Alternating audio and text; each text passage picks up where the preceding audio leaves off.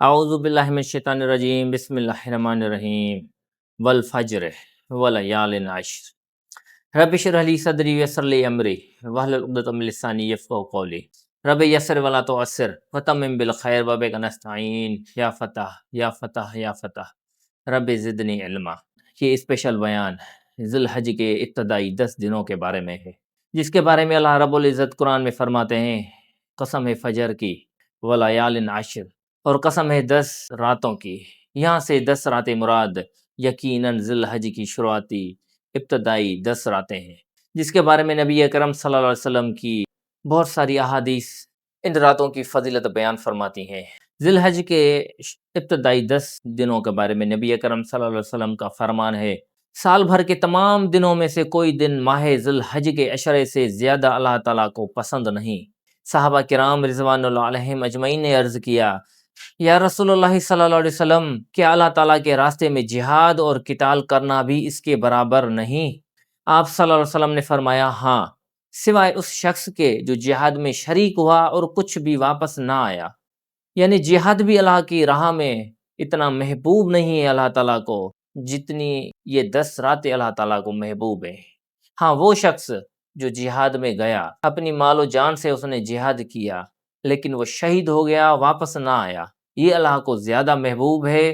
لیکن صرف اگر کوئی جہاد میں جائے تو وہ اللہ کو اتنا محبوب نہیں ہے جتنی یہ 10 راتیں اللہ کو محبوب ہیں۔ ان 10 دنوں میں نیک عمل کرنا جتنا اللہ کو محبوب ہے، پورے سال میں اتنا کوئی عمل اللہ کو محبوب نہیں ہے۔ رسول اللہ صلی اللہ علیہ وسلم ذی الحج کے ابتدائی 9 دن روزے رکھا کرتے تھے۔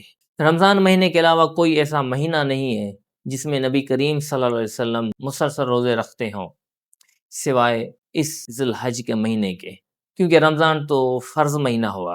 اس کے علاوہ جو 11 مہینے رہتے ہیں ان میں سے یہ واحد مہینہ ہے ذی الحج، جس کے ابتدائی 9 دن نبی کریم صلی اللہ علیہ وسلم روزہ رکھتے تھے۔ آپ صلی اللہ علیہ وسلم یوم عرفہ یعنی 9 ذی الحج کے روزے کے بارے میں آپ سے پوچھا گیا تو آپ صلی اللہ علیہ وسلم نے فرمایا، یہ گزشتہ اور آئندہ سال کے گناہوں کا کفارہ بن جاتا ہے۔ یعنی کسی شخص نے پچھلے سال صغیرہ گناہ کیے ہوں گے اور جو آئندہ سال صغیرہ گناہ وہ کرے گا تو یوم عرفہ کا روزہ رکھنے سے اللہ تعالیٰ یہ دونوں سالوں کے گناہ معاف فرما دیں گے۔ یقیناً جو گناہ کبیرہ ہوتے ہیں ان کے بارے میں الگ معاملہ ہے۔ کبیرہ گناہ کے بارے میں بندے کو خود توبہ کرنی ہوگی، جس کا حق کھایا ہے اس سے بھی معافی مانگنی ہوگی، تب جا کے وہ کبیرہ گناہ معاف ہوگا۔ باقی یہ جو معاملہ آ رہا ہے یہ صغیرہ گناہ کے بارے میں ہے۔ ذی الحج کے ابتدائی 10 دنوں کی اہمیت۔ رسول اللہ صلی اللہ علیہ وسلم نے فرمایا، ذی الحج کے ابتدائی 10 دنوں سے بڑھ کر کوئی دن ایسا نہیں جس کی عبادت اللہ کو زیادہ محبوب ہو۔ ان ایام میں سے ہر دن کا روزہ سال بھر کے روزوں کے برابر ہے، اور ان کی ہر رات کا قیام لیلۃ القدر کے قیام کے برابر ہے۔ ان روزوں کی اتنی بڑی اہمیت ہے کہ ہر دن کا روزہ پورے سال کے روزے کے برابر ہے، اور ان راتوں کی ایک رات میں قیام کرنا لیلۃ القدر کی قیام کے برابر ہے۔ اب قربانی کے بارے میں نبی اکرم صلی اللہ علیہ وسلم فرماتے ہیں، جب ذی الحج کا مہینہ شروع ہو، یعنی جب ذی الحج کا چاند نظر آ جائے اور تم میں سے کسی کا قربانی کا ارادہ ہو تو اپنے بال اور ناخن نہ کاٹے۔ چاند نظر آنے سے لے کر قربانی کرنے تک وہ شخص نہ اپنے بال کاٹے اور نہ اپنے ناخن کاٹے۔ ابن آدم کا قربانی کے دن سب سے افضل عمل جانور کا خون بہانا ہے۔ بے شک یہ جانور قیامت کے دن اپنے سینگوں، بالوں اور کھروں کے ساتھ لایا جائے گا۔ جانور کا خون زمین پر گرنے سے قبل اللہ کے ہاں قربانی قبول ہو جاتی ہے۔ قرآن میں اللہ تعالیٰ فرماتا ہے کہ تمہارا نہ یہ خون مجھ تک پہنچتا ہے اور نہ تمہارا یہ گوشت مجھ تک پہنچتا ہے، مجھ تک جو پہنچتی ہے تقویٰ پہنچتی ہے۔ بس لوگوں، دل کی خوشی سے قربانی کیا کرو، کیونکہ اللہ تعالیٰ کا مکمل ارادہ ہے کہ میں اپنے بندے کو ہر حال میں، ہر صورت میں کامیاب کروں، ہر صورت میں اپنے بندے کو میں جنت نصیب فرماؤں۔ بس بندہ کوشش کرے تو انشاءاللہ اللہ کو بھی غفور الرحیم پائے گا۔ صحابہ کرام رضوان اللہ علیہم اجمعین نے رسول اللہ صلی اللہ علیہ وسلم سے عرض کیا، اے اللہ کے رسول صلی اللہ علیہ وسلم، یہ قربانی کیا ہے؟ آپ صلی اللہ علیہ وسلم نے فرمایا، تمہارے والد ابراہیم علیہ السلام کی سنت ہے۔ صحابہ کرام رضوان اللہ علیہم اجمعین نے سوال کیا، ہمیں اس میں کیا اجر ملے گا؟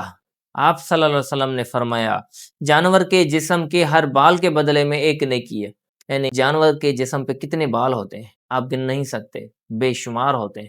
اللہ کے رسول صلی اللہ علیہ وسلم فرماتے ہیں کہ ہر بال پر آپ کے لیے نیکی ہے، ہر بال پر آپ کے لیے اجر ہے۔ صحابہ کرام رضوان اللہ علیہم اجمعین نے سوال کیا اون والے جانور کا کیا ثواب ہے؟ آپ صلی اللہ علیہ وسلم نے فرمایا اون والے جانور کے جسم کے ہر روئے پر ایک نیکی ہے، یعنی اس کی ہر ایک روئی پر بھی تمہارے لیے نیکی ہے، بال والے جانور کے ہر بال پر بھی نیکی ہے، نیکی ہی نیکی ہے۔ اللہ اپنے بندے کو نیکیوں سے نوازنا چاہتا ہے، ہر ایک نیکی کو اللہ تعالیٰ بے شمار بڑھاتے ہیں، قرآن میں بھی اس کا بار بار ذکر آ چکا ہے۔ رمضان کا مہینہ تو نیکیاں کمانے کا مہینہ ہے، یہ بھی مہینہ کم نہیں ہے، اس کے پہلے 10 دن اللہ کو بہت پیارے ہیں۔ قربانی کرنے کا اصل وقت کون سا ہے؟ نبی اکرم صلی اللہ علیہ وسلم فرماتے ہیں جس نے عید نماز سے پہلے قربانی کر لی اس نے اپنی ذات کے لیے جانور ذبح کیا، اس کی قربانی نہیں ہوئی۔ اس نے جو جانور ذبح کیا عید نماز سے پہلے وہ اس کی اپنی جان کے لیے تھا، وہ اس میں سے کھا پی سکتا ہے لیکن اس کی قربانی نہیں ہوئی، وہ سنت تک نہیں پہنچا۔ حضرت ابراہیم علیہ السلام کی سنت کو اس نے مکمل نہیں کیا، اس کی سنت تب ہی مکمل ہوگی جب، اور جس نے عید نماز کے بعد قربانی کی اس کی قربانی پوری ہوئی، اس نے مسلمانوں کی سنت کو پا لیا۔ عید نماز کے بعد جو قربانی ہوئی نبی کریم صلی اللہ علیہ وسلم فرماتے ہیں کہ یہ قربانی قبول ہے اور اس شخص نے حضرت ابراہیم علیہ السلام کی سنت اور مسلمانوں کی سنت کو مکمل کر لیا۔ اب جانوروں میں کتنے حصے ہو سکتے ہیں؟ جہاں تک چھوٹے جانوروں کی بات ہے، بکرا ہو گیا، دمبا ہو گیا، یہ پورا کا پورا جانور ایک ہی حصہ ہوگا، ہر شخص ایک ہی جانور مکمل لے گا، مکمل جانور کی قربانی کرے گا، اس میں باقی کوئی حصہ نہیں ہوگا، نہ 2 نہ 7 حصے ہوں گے۔ اور جہاں تک بڑے جانور کی بات ہے جس طرح گائے اور اونٹ ہو گیا، گائے میں 7 حصے ہوں گے، اونٹ میں بھی 7 حصے ہوں گے، 7 زیادہ میں زیادہ 7 حصے ہو سکتے ہیں، اس سے کم بھی ہو سکتے ہیں، 6 بھی ہو سکتے ہیں، 5 4 3 2 1، یعنی کسی شخص نے ایک گائے مکمل لی یا ایک اونٹ مکمل لیا تو وہ بھی اس کی مکمل قربانی ہو جائے گی۔ اگر اس میں حصہ کرتا ہے، اگر 2 حصے 3 4 5 6 7، یہ بھی انشاءاللہ ہر ایک کی قربانی ہو جائے گی، 7 سے زیادہ حصے نہیں ہوں گے، کیونکہ حضرت جابر رضی اللہ تعالیٰ عنہ فرماتے ہیں کہ ہم نے صلح حدیبیہ والے سال نبی اکرم صلی اللہ علیہ وسلم کے ساتھ قربانی کی، اونٹ 7 افراد کی طرف سے قربان کیے گئے اور گائے بھی 7 افراد کی طرف سے قربان کی گئی، اونٹ میں بھی 7 حصے ہوئے اور گائے میں بھی 7 حصے ہوئے۔ اس سے معلوم ہوتا ہے کہ زیادہ سے زیادہ میکزیمم 7 حصے ہو سکتے ہیں، 8واں حصہ بالکل جائز نہیں۔ چھوٹے جانوروں کی عمر کم سے کم 1 سال ہونی چاہیے اور اس میں ایک ہی حصہ ہوگا، یعنی مکمل جانور ایک ہی شخص لے گا، اور بڑے جانور گائے اور اونٹ ان میں 7 حصے ہوں گے زیادہ سے زیادہ۔ گائے کی عمر کم سے کم 2 سال ہونی چاہیے اور اونٹ کی عمر کم سے کم 5 سال ہونی چاہیے۔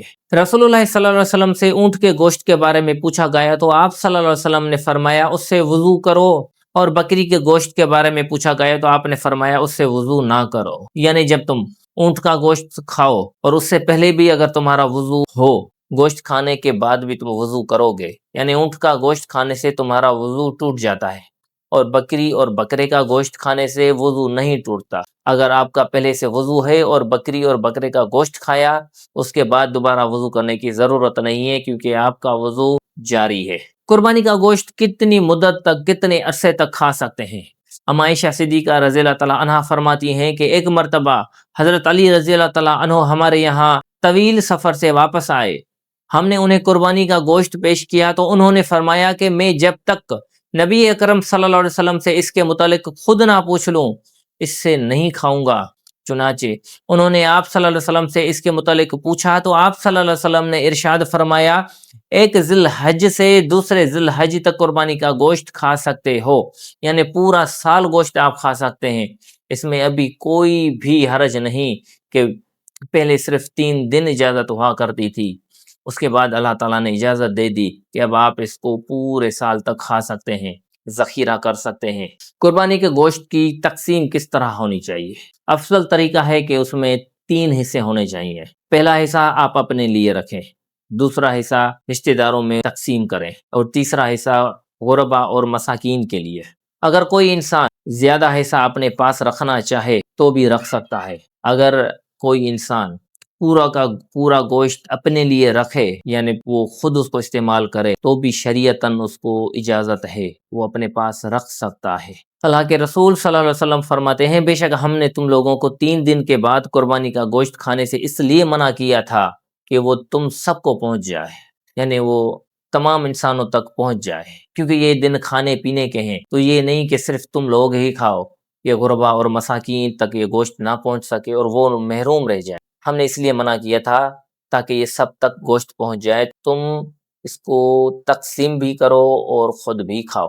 اب اللہ نے گنجائش دے دی ہے تو کھاؤ، ذخیرہ کرو اور اجر کماؤ۔ اب خود بھی کھاؤ، رکھ بھی سکتے ہو، دوسروں کو بھی کھلا سکتے ہو۔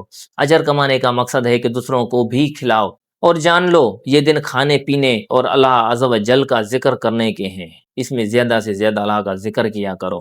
ایک خاص تسبیح ہے 9 ذی الحج کی فجر سے لے کر 13 ذی الحج کی عصر نماز تک، یہ تسبیحات زیادہ سے زیادہ پڑھا کریں آپ۔ اللہ اکبر لا الہ الا اللہ واللہ اکبر اللہ اکبر وللہ الحمد۔ دعا کرتے ہیں کہ اللہ ہمیں اس برکت والے مہینے سے برکتیں حاصل کرنے کی توفیق عطا فرمائے، اور جو اصل قربانی ہے جان و مال سے جہاد کرنے کی بھی قربانی، یہ اللہ تعالی ہم کو بھی نصیب عطا فرمائے۔ اللہ ہمیں قرآن اور سنت پر عمل کرنے کی توفیق عطا فرمائے۔ وآخر دعوانا الحمدللہ رب العالمین۔